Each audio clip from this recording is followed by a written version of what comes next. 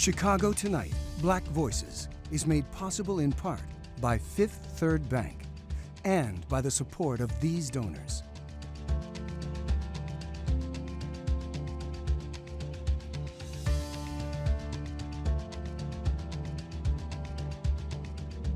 At Fifth Third, we believe when diverse voices are heard and empowered, communities are made stronger, lives are made better, and the future holds greater promise for all. That's why we're proud to support Chicago Tonight Black Voices. Together, we can make a difference. Together, we can drive change.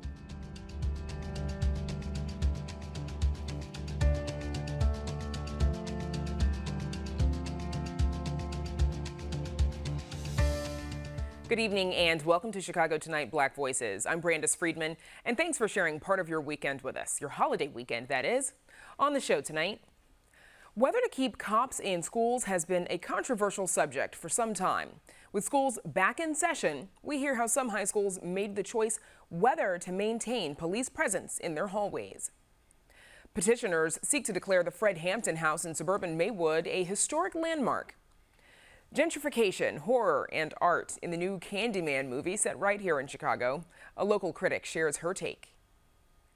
Boxville has provided us the platform to increase access for people in the community.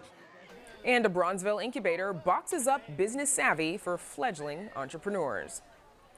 First off tonight, with students entering their second week of in-person classes, Chicago public high schools with on-campus police officers have made decisions on whether to retain those school resource officers, or SROs. The debate on the role and value of in-school officers has been a long-standing one. Supporters believe the officers increase school safety and their presence prevents criminal behavior in schools. Opponents, though, they say the officers treat students of color more harshly than their white peers and contribute to over-policing of black and brown communities. Joining us now with more are Demetrio Javier, Dean of Students and Athletic Director of Amundsen High School on the city's north side, and Chance Stiegel, a Chicago public school student and MICFA Challenge participant. Thanks to you both for joining us. So, Demetrio Javier, let's start with you, please. Your school, Amundsen High School, you all voted to remove one officer, but you say the decision wasn't so much about the concerns about the officers, but limited resources. Tell us about that, please. Yeah, I wouldn't say we voted to remove one officer. CPS did a great job of providing a process for us in which we would engage in dialogue and create a team in which we'd engage and really look in depth into the SRO program, how it would fit into our school. And they gave us options. In the past, you always had just two officers. Now, however, we were given the option of keep two officers, keep no officers, or one and a program. And in our case, we were able to through really in-depth conversations with a select team from our school, able to make the determination that we can kind of have the best of both worlds in a sense and be able to say we kept one officer and we have now an at-risk coordinator that in a sense replaced that officer and more resources for our students. Got it. And Chance Stiegel, you know, you worked with the MICFA Challenge in surveying some CPS students to get their feelings on SROs. Tell us a little bit about what you found and what you heard from other students. Yes, so we conducted 3 meetings with youth that attend CPS schools and really just got like a lot of feedback from them regarding how they felt about the SROs. Most of the feedback that I had received in my group that I facilitated was that the kids felt like they didn't really have like a strong connection and like relationship with the SROs in their school, and that the better alternative would be to get more school counselors, a restorative justice program, social workers, and possibly a security guard to still have that safety in the school. So we also spoke with a parent activist, Dexter Leggin. He has 2 children in CPS high schools, is a parent leader with Power Pack Illinois. That's a statewide membership organization of community organizing and family issues. And he supports removing police from school. Here, he argues improving relationships between black and brown communities and police should start outside of the school. Black and brown kids are kind of not raised, but they have such a negative thought towards police. If you want to be effective, change that scenario. Change it. And I'm not just talking about every now and then for publicity. They have a basketball game. It's all about relationships. If you want to have a different outlook on the police department, a different outlook on students, CPD have to learn or have to find how to build relationships in communities, how to build relationships in the school. Javier, do you think that, students seeing police in their schools, does that contribute for some of them to that sense of feeling over-policed in their communities? I think it's important to know that every school community is different. The community outside is different. I tend to see police officers or SROs in schools as a way to bridge this divide between students and CPD. There's so much rhetoric out there, so much negativity against police officers. And I feel like, we have great relationships with our kids. We're all about relationships with our students. And we have an opportunity to have those hand-selected SROs to be in a school to help bridge that divide and all that negativity that not all cops are bad is what, the notion is out there. And a lot of what's being kind of portrayed out there in the media in a sense. And in a school, we have a unique perspective and a unique ability to be able to change all the negativity that's out there when it comes to SROs and students and the community, because we're all in this together in a sense. Police officers, school administration, our counselors, our teachers, our students, our community. And I think that it's important to see it from that perspective as well. I mean, and while I've got you on that note, and just so the audience knows, I know your name is Demetrio Javier, but you go by Javier is what I'm told. Yes, ma'am. Yeah. How would you describe that relationship then between the students at Amundsen and your SRO? For us, our process involves students, involves staff, involves community members, administration. It was a diverse team that we put together, and not all of us agreed and saw things universally the same. And I think that made for great debate, great dialogue. But at the end of the day, overwhelmingly in our community, in our school environment, from the community, from parents, our staff member, it was overwhelming the support for our school resource officers. But do you feel like your students, like they communicate with the officers that are there on campus? Do they see them, with regularity, and can they go and talk to them if they've got an issue? What's that interaction like between the two parties? Absolutely. And our data that we gathered during this process, during our whole school safety team process, said exactly that, supported that, that they felt comfortable enough to have conversations with our police officers. And I think that says a lot, and also the police officers are having interactions with the staff. And so when students who may be a little bit apprehensive about officers see someone they trust, their counselor, a teacher, speaking and laughing and perhaps joking with a police officer or another student, it does, again, help break those stigmas and makes people, I feel, and our data shows that it does ease those tensions. And our students did say they feel comfortable. Not only our students, but we've had so many community members as well come to the school as a safe place and a place that they trust to speak to our SROs when they may otherwise, when they may not have had the chance to. Chance, I want to get back to you. So you used to be a student at Kenwood Academy, which voted to retain both of its officers. But from your perspective as a former student, how would you describe the relationship between students and the SROs there? So what I can say, like what I observed, was a lot of distance and kind of like intimidation between the students and the SRO. Personally, I never had like any interaction with the SRO. Like I would see him in the building, but it wouldn't be like much of like an interaction, just trying to get to classes and stuff like that. But like so far from the people around me, I've heard that they kind of feel like they should not be there or like they don't serve a purpose. Yeah. Okay. So yeah, just trying to like build that relationship and get kids to have a connection with the SRO is very important to have if they're going to be at a school. But you never felt like you necessarily had that at Kenwood? Yeah, I don't feel like that was there. So we have another remark from, again, CPS parent Dexter Leggett about handling discipline problems at school. I am not anti-police, trust me. I think police have a place in our society. We have to have someone to make sure the laws are kept. and that's the police. But in school, 99.9% of anything that happens in school is not criminal.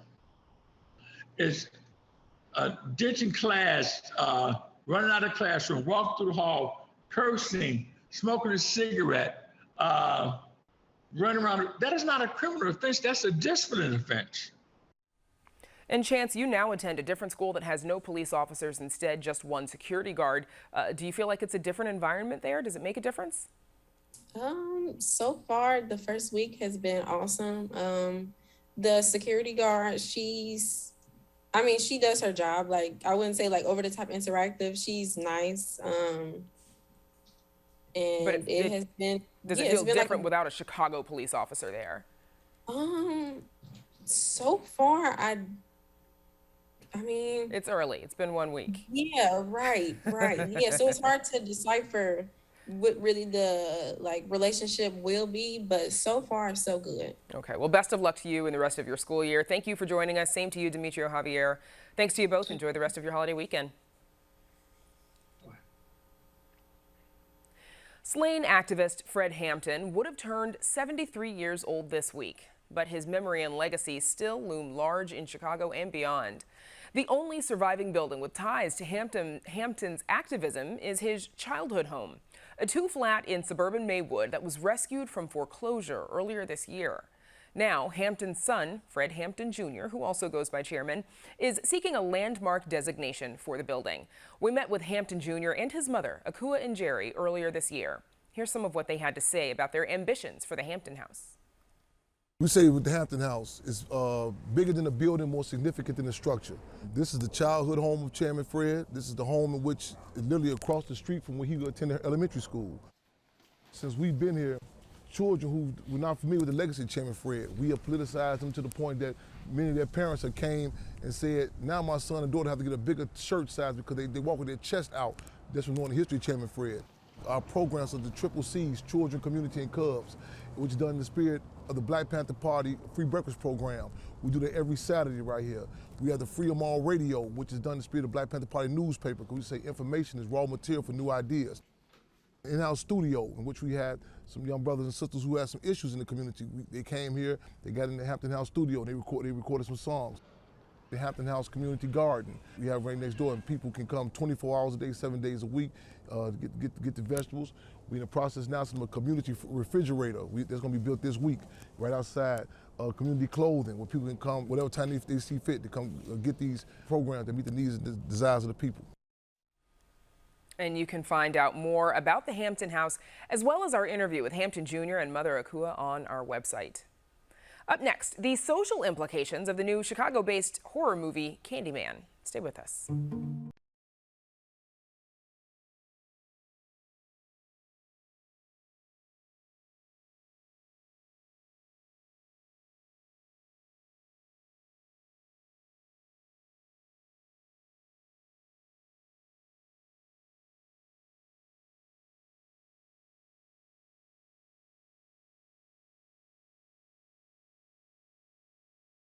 Don't worry, we're only saying it one more time. The remake of the classic Candyman movies from the 90s was recently released in theaters. The film, directed by Nia DaCosta and produced by Jordan Peele, revisits the lore of the original movie and a much different Cabrini Green. Here's a look. Legend is, if you say his name 5 times while looking in the mirror, he appears in the reflection and kills you. Who would do that? Candyman. Candyman. And joining us with her take on the film is Sherry Flanders, a freelance writer with the Chicago Reader who wrote about the film. Sherry, thanks for joining us. We're going to be careful not to say his name too many times. So for those of us... Thanks for having me. Of course. So for those of us who've never seen it, what story did the original Candyman tell? Well, the original Candyman told the story of a white grad student who goes to Cabrini Green on search of an urban legend. So as she finds that urban legend, she comes in direct confrontation with the actual Candyman and spirals into madness, quite frankly. Okay, so what are some of the highlights then from this new film for you? So for the new film, for me, one of the biggest things that it does is that it actually centers the Black experience, whereas the last film, the 1992 film, was kind of a bit about white saviorism, going into communities of color, disinvested communities, and saving them. This was more about our experience and exploring that trauma through our own lenses. Okay, and just so folks know, give us a sort of a quick outline on, without any spoilers, on how this film goes. Oh, so who does what, and then hijinks ensue? Yeah. It starts with Yahya Abdul-Mateen playing the lead character. He's an artist. He is struggling to get his career going, and he revisits Candyman, the urban legend, to try and use that as inspiration for his art. And then the art begins to take on a life of its own, and then that is when the hijinks ensue. Okay, so as we discussed, the movie revisits where the original took place, Cabrini Green. Here's a look. I feel really connected to this neighborhood. Cabrini Green. It was a project. I just moved in around the corner. The old candy factory. I'm an artist. You looking for Candyman? All right, so I'm not going to lie. I've only seen the trailer, and I'm already scared, and I haven't seen the original since 1992 because it was scary. But that's the Cabrini Green, that was filmed in 92, obviously. It's much different than it is today. Sherry, how do the two Cabrini Greens differ? Well, I love that one of the things that the film does so well, actually, is it revisits Cabrini Green as it is today. And it addresses that legacy of gentrification, how the neighborhood was originally disinvested, and now how we have kind of these new communities moving in, and what that means to be a Black aspiring artist, trying to make your own way, knowing that that legacy hangs above you. So on the subject of art, the main character, as you mentioned, he's an artist, a painter, and the creators of the film included art from a variety of great artists. In your review, of course, you write about how the film used art as provocation. Tell us about that. Yes, so it actually, some of the scariest sequences in the movie, and actually it's not so scary that I would want to scare you away from it. I think you actually will love it. We're actually told in the method of shadow puppetry from Manual Cinema, one of our local theaters, and it is really just outstanding, an outstanding technique. It really allows you to tell that story that is just so painful, but in a way that keeps kind of a creative distance, and is also maybe scarier than it could have been if we had actually saw the kind of the blood and gore. I think it actually works better than that. It's very artistic, very well done. Yeah, let's talk a little bit more about Manual Cinema because they use that, to portray some of the violent scenes versus, some of the blood and gore that horror movies are typically known for. What do you make of that kind of artistry of using puppetry instead? Oh, well, I absolutely love it. I think that it allows us to take the art into a place that is, the story and the violence into a place that's more metaphorical instead of literal, and it gives us a much deeper story. It allows us to find new connections that we wouldn't have if we were just reacting to the just reacting to some of the scariness. In your review, you say, the film doesn't get into that, that dread and that horror. But you also talk about, maybe it's because Black audiences don't want to see that sort of trauma as entertainment. Tell us about that. Yes, absolutely. I think that Black audiences, we've gone in cinema from this place of reverence to this place of kind of explicitly telling our stories, going through the pain, now to a point where we want to tell our stories in a more artistic way. We want to be able to enjoy a typical slasher light summer film, but without having to always go and delve into the deep, dark parts of our soul, right? We want to be able to acknowledge that these things have happened, and that is part of the American experience, but also being able to kind of elevate that and move forward to make our own new experiences. And Sherry, if you had any criticisms of the film, what might that be? Well, I think the one criticism that I might have had is that maybe it isn't truly scary. For my tastes, it could have been scarier, but at the same time, I think for people who are a little squeamish, I think that will work well and allow them to enjoy the film. And do you think, bottom line, a remake that needed to be made with our modern lens applied to it? I think actually this is a remake that needed to be made, and I think they did an excellent job with it.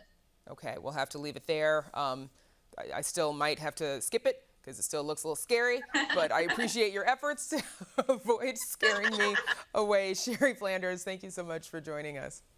Thanks for having me. And we're back with more Chicago Tonight Black Voices right after this.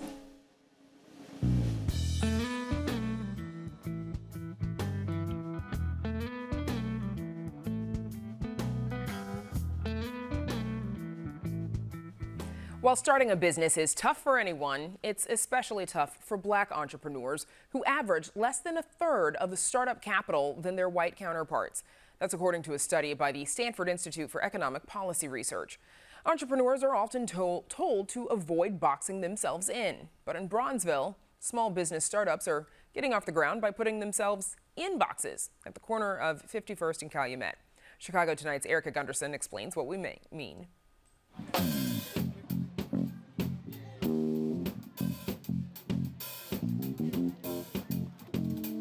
Boxville is for everybody.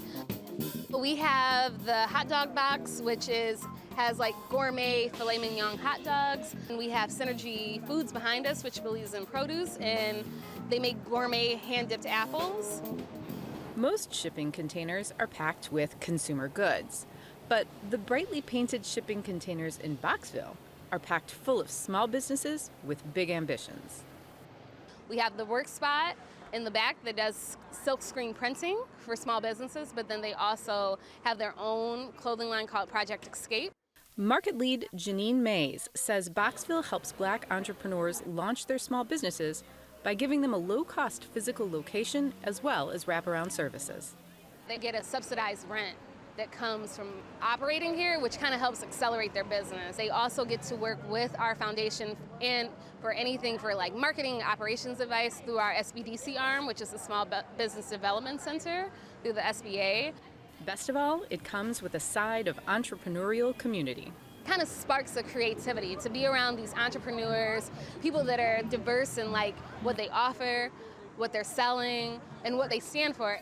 One of those creative businesses is the Meta House, which offers self-care and wellness items. We've noticed that there's a huge disparity and gap for people of color, specifically in the wellness industry. So Boxville is the perfect platform, an affordable platform to really engage the community. Everybody wants to see everybody win. So whether that's sharing business advice, whether that's sharing resources, or even just customer base, it's really just like the synergistic relationship between all the businesses here.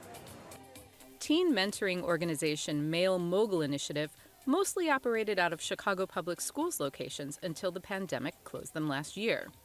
Executive Director Walter Mendenhall says that setting up shop in Boxville presented him with not only a retail space, but an opportunity to expand upon his mission. We're in the Bronzeville incubator. We saw that these boxes was available, and we figured that why don't we actually kind of put some legs to what we've been teaching these kids and talking about, and let them learn how to own and operate a business. This summer, we actually had our young men intern for a lot of the entities that you see here in Boxville. Great experiences, great learning opportunities, great internship opportunities, and we work together all the time. I started my clothing line about 3 years ago. Seeing other entrepreneurs, it inspires you to be more of an example for other ones. So I just try to take in and learn as much from these guys as I can. It shows how African Americans can actually be what they want to be, bring their product out in the world, and show them how hardworking they is, and how collaborative they is, and it just pushing them to their goals. The Culinary Connection Initiative at Boxville offers aspiring food and hospitality entrepreneurs a recipe for business success. A lot of times when people go into this industry, they think, okay, well, I know how to cook, and that's enough to sustain an entire business, and it really isn't. So they need to learn more about what their costing analysis would be, how to hire, how to train. All of these things really make a big part of what we do and what we can offer to help. And twice a month, Boxville brings it all together. Food, music, and shopping for themed Market Wednesday events. Someone describes it to me as the best backyard party and just a lot of fun. They'll have themes, and the pop-up vendors will tie in with the culinary connection. So for example, today is Vintage Vegan, and so the culinary partners are all vegan, and the vendors are sustainable, they're vintage resellers. Just thinking outside of the box while we're in the box. For Chicago Tonight, Black Voices, this is Erica Gunderson. The Market Wednesdays events at Boxville will continue through the end of October, and you can find more on the businesses in Boxville on our website. And that's our show for this Sunday night. Join Phil Ponce tomorrow at 7 on Chicago Tonight for a special Labor Day show. A new study by local researchers on antibody reaction to COVID vaccines, and the city's newly appointed food equity policy lead on the state of food insecurity in Chicago. And we leave you tonight with some more sights and sounds from Boxville in the Bronzeville neighborhood. Now, for all of us here at Chicago Tonight Black Voices, I'm Brandis Friedman. Thank you for sharing part of your weekend with us. Stay safe and have a good night.